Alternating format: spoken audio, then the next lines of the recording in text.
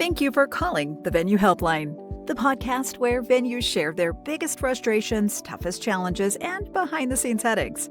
If you run a venue or work at one and you've ever thought, why is this so hard? You're in the right place. Each week, you'll hear practical solutions from vetted experts who've been there, done that, and know what actually works. Because running a venue is hard enough. You shouldn't have to figure it out alone. Now, let me put you on a brief hold for the next available helper.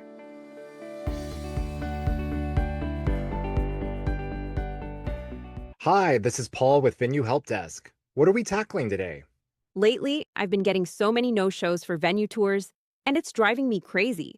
My time is super limited, especially on weekends. And I block out that spot, I confirm the appointment, and then nothing. No call, no text, just a total ghost. I get that things come up, but this is starting to happen more often, and it feels like such a waste. Do you have any ideas on how to cut down on no-shows, especially for those prime Saturday spots? It's brutal when that time just gets thrown away. If that hit a nerve, you're not alone. No-show tours are one of those silent stressors that can ruin your weekend. You've prepared the space, maybe turned down another couple, and you're left standing in an empty lobby wondering if your lead fell off the planet. It's not just annoying, it's a real business problem. That slot could have gone to someone serious. It wastes time, it impacts your momentum, and honestly makes you question whether people even realize how much effort goes into each appointment. And the truth is, I believe it's getting worse. Couples today are booking multiple tours back to back. They're comparison shopping before they even narrow down a real budget. Some of them book impulsively, others forget, and a few just ghost because they're nervous to say no, especially with Gen Zers. And on the venue side, we sometimes make it too easy for that to happen. If your confirmation process feels like a generic "thank you for booking" email, or you're not asking for any type of micro commitment, you're missing a key chance to anchor that appointment in their mind. Because here's the thing, when they don't have any emotional investment showing up, it's way too easy for something more convenient to win that spot. So let's start with the basics. Your confirmation system.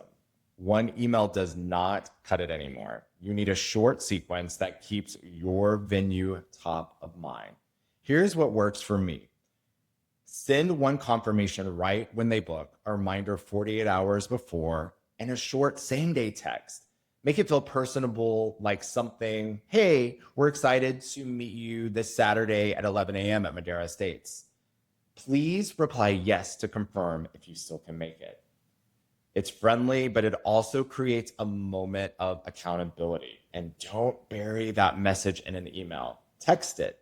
Most couples check text long before emails. If you want to take it up a notch, include a link to a short video or a photo of the property. I will even send them a recent blog that we've written called "Evaluating Wedding Packages" as a helpful tip. I want to keep them enticed to come see me. You're not just confirming logistics, you're reselling that excitement. Next, let's talk about micro commitments. These are small actions your couples take before the appointment that make them feel more likely to follow through. Send a quick what to expect guide or a short form asking something like, "What's your dream wedding vibe?" Or "Which spaces are you most interested in seeing?" When they reply, even if it's just briefly, they've mentally bought in. They've invested time, even just a few seconds, and now they're picturing themselves walking into that space. It's a psychological anchor. People are far less likely to ghost something they've actively engaged in. Remember that. Now let's talk about tracking. Very important. You want to track your no-shows in your CRM or on a spreadsheet. You'll start to see patterns. Maybe it's a certain inquiry source or a day of the week that gets more ghosted. Once you know, you can adjust. And finally, when someone does ghost, don't just stew about it. It's really hard not to. Send a quick follow-up text an hour later. If it feels like you need to, reach back out. A quick message to the ghosted tour could include, would you like to reschedule your tour for another day? It keeps the door open without resentment. Sometimes they genuinely forget or had a conflict, and you might still save the lead. And if not, use that time wisely. Update your notes, send out a follow-up to other warm leads, or record a quick behind-the-scenes story for Instagram. Remember, use that time. The goal is to flip that frustration into forward motion. Here's the bottom line. No show tours happen, and they do happen. The key is to make it harder for ghosting you by tightening your confirmations, creating pre-tour engagement, and setting expectations clearly. You'll protect your time, your mindset, and your best booking opportunities. And when that couple does show up, they already feel more connected. And that's the kind of energy that leads to those yeses. Well, that's it for this week's episode of the Venue Helpline. If you're nodding along, thinking, yes, that's me, you're definitely not alone.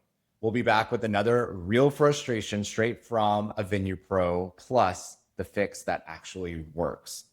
Got your own venue frustrations? Send it in. You can leave a voicemail or submit online at venuehelpdesk.com. We might feature it in a future episode. And of course, hit follow so you never miss when your problem becomes our next topic. Until next time.